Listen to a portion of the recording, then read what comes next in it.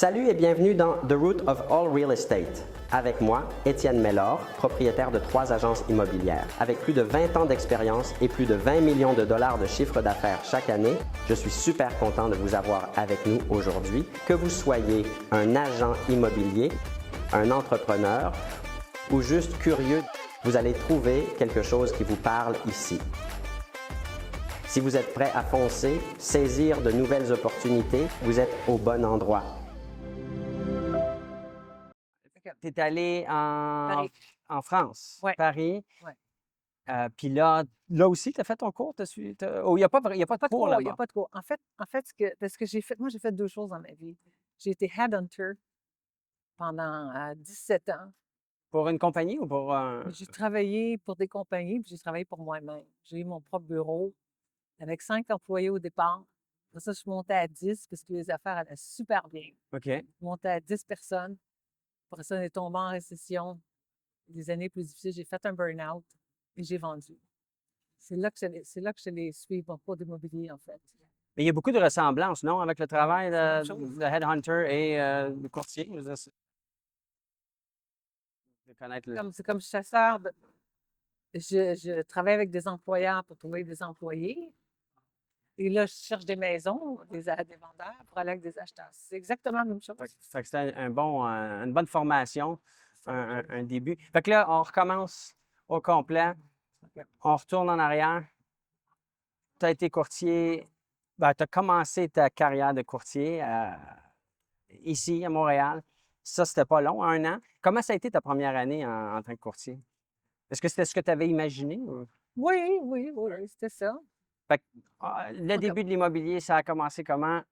Repartons du début. Fait qu'avant l'immobilier, tu étais Headhunter. headhunter. Puis c'est quoi headhunter? Pour ceux qui ne savent peut-être pas, ça veut dire quoi? Headhunter, c'est chasseur de tête.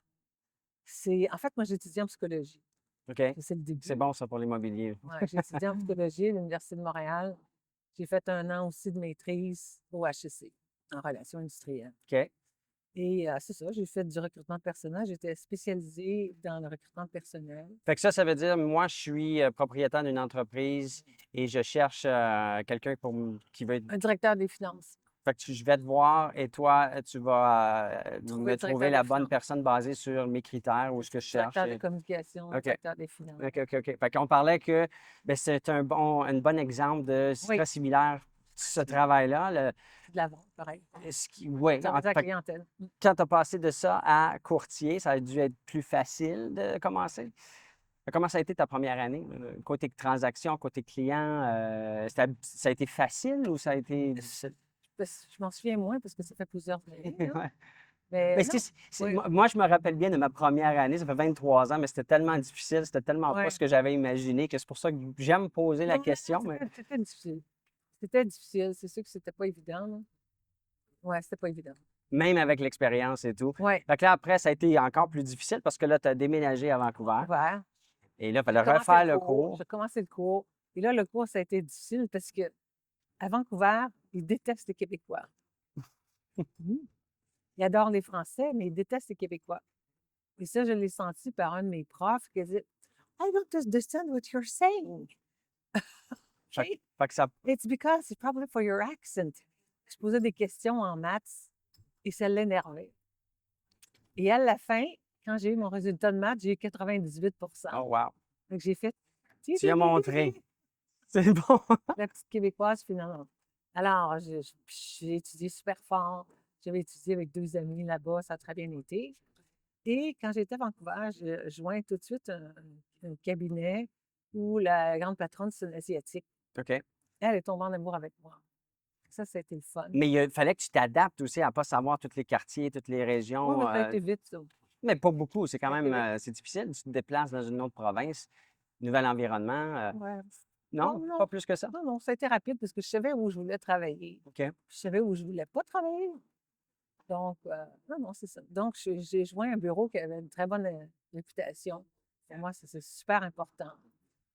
Et c'est ça, je regardais les grands faire.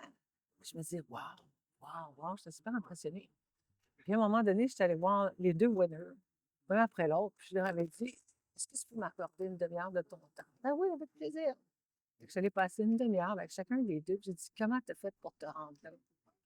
Puis j'écoutais. Est-ce que tu te J'écoutais. rappelles qu'est-ce qu'ils ont dit? Exactement. Peux-tu nous le partager? Door knocking. OK. Ils m'ont dit, c'est la même chose. Tu fais Mais là, on parle de quelle année, là, à peu près, là, juste Il y pour a- mettre ça en contexte avec le... 25 ans. Non? OK. Il faut aller frapper aux portes, puis il faut faire des cold calls. Eux faisaient des cold calls, comme on a des grands ici dans notre bureau, qui font des cold calls régulièrement, puis qui font des visites chez des clients régulièrement. Il ne faut jamais lâcher ça. Même Fait je pense que quand les affaires vont bien, il ne faut jamais lâcher Non, il ça. ne faut jamais lâcher le développement de nouvelles business, absolument. Puis, en fait, c'est comme ça que ça a commencé.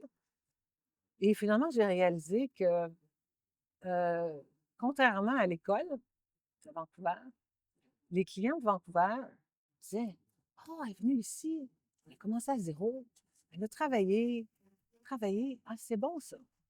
Puis j'en ai plusieurs comme ça qui m'ont dit: «OK, on y va, on y va.» Fait que là, 6 ans, À Vancouver.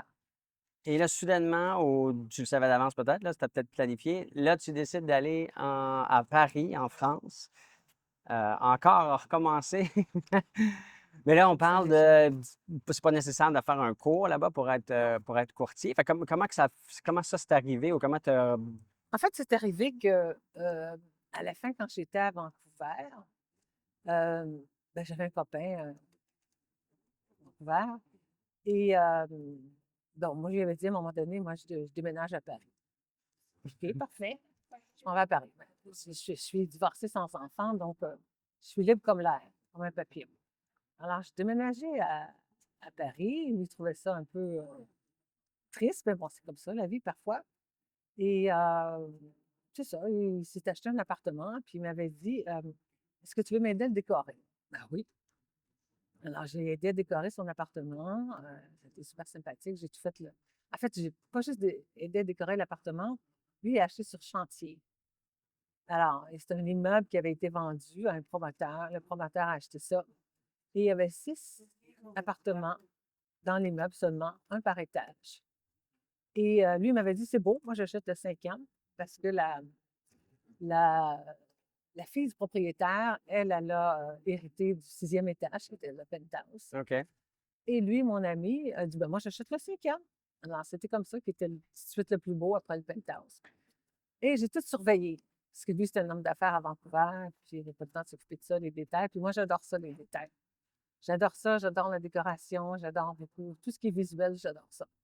Alors, j'ai tout décoré ça, faire du home staging, puis j'ai arrangé ça pour que ce soit beau, puis j'envoyais des photos à l'enfant. Alors, c'est ça. Donc, ça a commencé comme ça. Puis là-bas, comment ça fonctionne? Est-ce que tu n'as pas besoin de licence? Fait que Non. faut que tu t'attaches à un cabinet, une agence? Exactement. Là-bas, tu n'as pas besoin de licence. Tu as juste à être avec un cabinet qui, lui, a sa licence. OK. Et à ce moment-là, ben, tu négocies un pourcentage avec le directeur. Et puis, c'est comme ça que ça fonctionne. Puis là, tu as été à Paris pendant combien d'années après ça? La première fois, j'ai été 5 ans. J'étais chasseur de tête. Oui. Ah, OK, OK. Ben, la deuxième année, j'ai fait un peu des deux. Puis après ça, j'ai été 12 ans. J'étais 12 ans et je suis revenue il y a 2 ans et demi. Et là, tu as dû refaire ton cours quand tu es revenu à Montréal Ouais, ou... ça, c'était Fait que recommencer à zéro encore? recommencer à zéro. Là, je dois dire que là, ça a été hyper difficile parce que j'ai plus la tête de 18 ans ou de 20 ans pour étudier. Et étudier les maths, étudier le droit, l'architecture, ici, les sommes, c'est pas exactement pareil. Alors, j'ai trouvé ça difficile. J'ai trouvé ça difficile, très difficile. Puis il y a Mais bon, aussi... je suis très tenace. Ben oui, absolument. Il Très faut l'être déterminée. pour faire tout ce que tu as fait. Très déterminée, ouais. Fait que comment? Là, ça fait 1 an à peu près? Ou... Ouais, j'ai eu ma licence, j'ai obtenu en janvier, en fait. OK. Et j'ai commencé à faire de la publicité en février. Puis quand tu compares tous les différents marchés dans lesquels tu as eu la chance de travailler, là, à tes débuts, à Vancouver, à Paris et tout, comment que ça l'a changé là, de ta perspective à toi? Je vais prendre une gorgée Oui, oui, d'eau. oui, vas-y, vas-y. Dans quel sens? Ben, parce que tu as commencé, c'était un marché qui était différent. Je ne sais pas, est-ce qu'il y a un changement depuis? Est-ce que tu sens qu'il y a un changement, une évolution dans l'industrie? Oui, Les beaucoup. courtiers, l'approche. Premièrement, mon temps le plus facile, ça a été à Paris. Pourquoi? Parce qu'à Paris, ils adorent ça, les petits Québécois. Ils OK. adorent ça. Fait que facile d'aller chercher une clientèle? Oui, OK. facile de tout. Disons qu'il y a plusieurs années, les Français, les Parisiens, notamment, on les trouvait très snobs et ils nous snobbaient un peu. Mais maintenant, ça a beaucoup changé et c'est complètement l'inverse. Maintenant, ils nous adorent. Et quand tu appelles quelqu'un à Paris puis que tu as un accent québécois, oh, c'est québécoise. Ils adorent ça. Fait que ça te donnait, Ça fait la différence. c'est ça, ça te différenciait, ça Oui, se dit-tu, ça se différencie oui, c'est ça. des autres courtiers potentiels, des autres agents. Et ça m'a vraiment aidé beaucoup, ça. Beaucoup, beaucoup, beaucoup, beaucoup. Et je faisais toutes sortes de publicités aussi qui étaient différentes des autres. Puis ça, c'était apprécié. Comme quoi? C'était ton côté créatif qui Oui, était. c'est ça. J'avais une façon de faire des choses que les gens appréciaient beaucoup à Paris. Puis quand je les rencontrais, ben, c'est différente.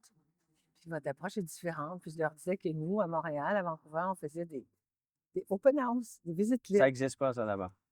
Mais moi, j'en ai fait à Paris. Ils n'avaient jamais vu ça de leur fille. Ils n'avaient jamais entendu parler.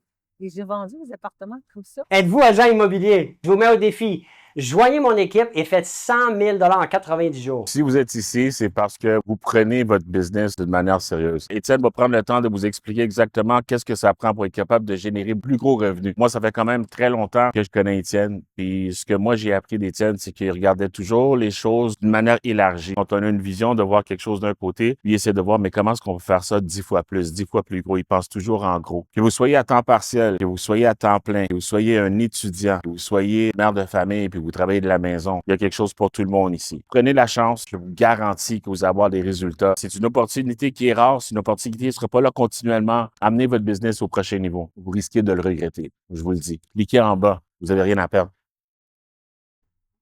Donc, je m'embauchais des gens pour m'aider à m'assurer qu'il n'y avait pas de vol dans l'appartement. Ouais.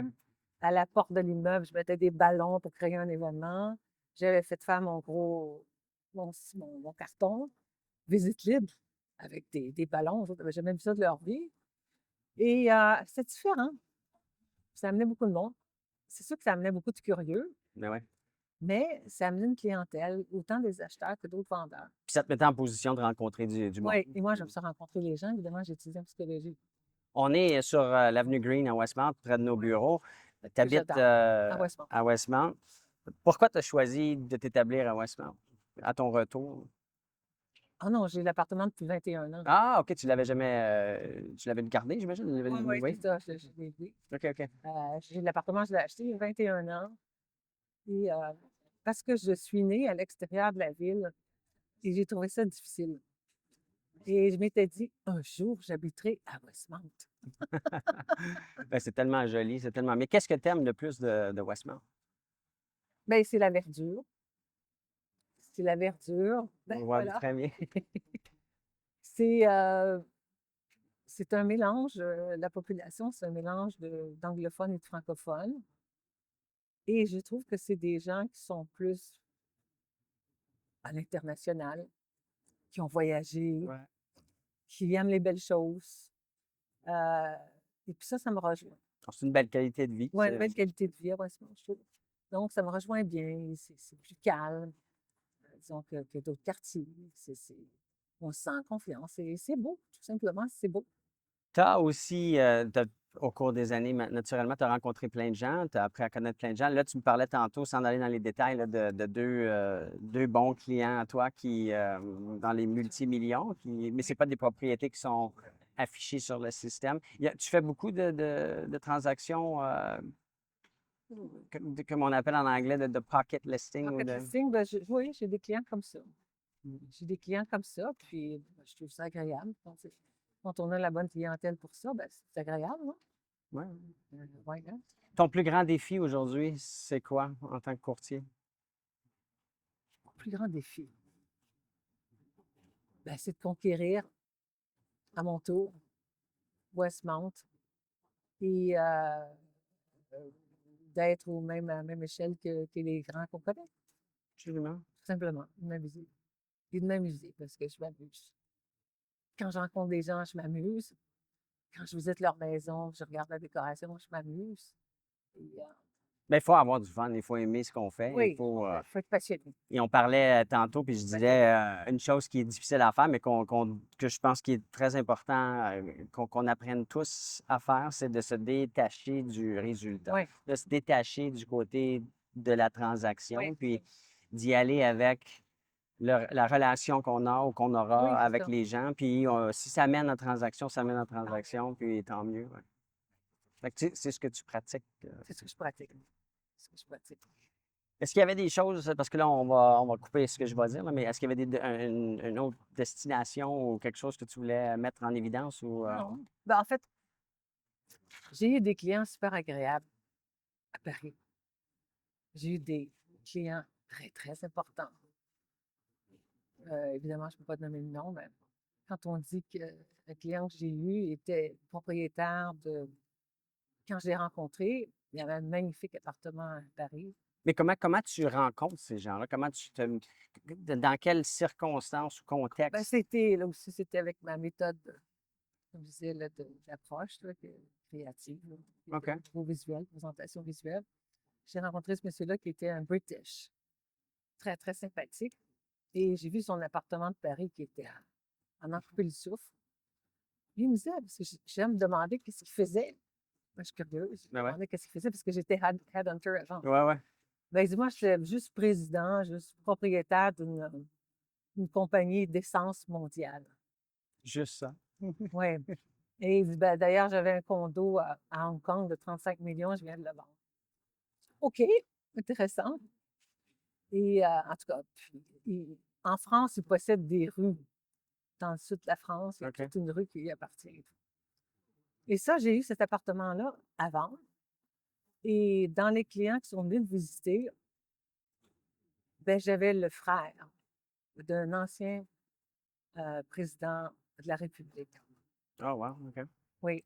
Alors, c'est sûr que ça a été intéressant comme rencontre. J'avais rencontré son épouse en premier et elle avait juste 35 ans. Lui en avait plus que le double. Et c'est elle qui était venue voir l'appartement tout seul en premier. Puis elle m'avait dit, ben, faut que ça plaise à mon mari. Mais mon mari, on aime avoir un appartement qui est quand même très secluded, qui est pas quelque chose qu'on voit Ouais. de la rue, En retrait. qui est très en retrait. C'est parfait. Puis là, je me demande pourquoi. Alors, quand j'ai rencontré le mari qui est venu, j'ai dit bonjour. Marie-Josée Aubin. Alors, il me dit bonjour, je suis monsieur. Comme monsieur dans l'ex-président, il dit comme monsieur, je suis son frère. OK, d'accord. Et ben, il y avait de la misère à monter les escaliers parce que c'était au deuxième étage sans ascenseur.